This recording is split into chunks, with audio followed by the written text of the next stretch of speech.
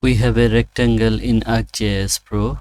We want to scale it to x-axis or y-axis. We can easily scale it to both axes using scale.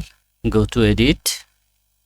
In the tools section, click bottom arrow and select scale.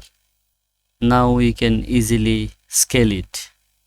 You will see some horizontal and vertical scaling points. Even if you use that, you can see the scaling is done in both axes.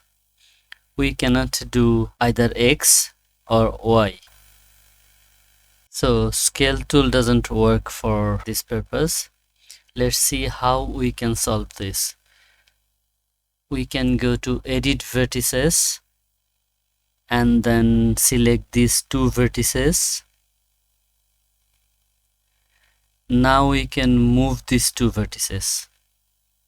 But before doing this, turn on this snapping and also grid so that we can confirm we are not moving away from our axis. Now let's move. You can see we can easily maintain our axis. Of course, if you want to go up or down, you can, but if you want to maintain, you can. The line is snapping. We can also do it for y-axis. Let's select outside to deselect all and select again the shape and then select the vertices. Let's move. When you are done, click finish. That's it.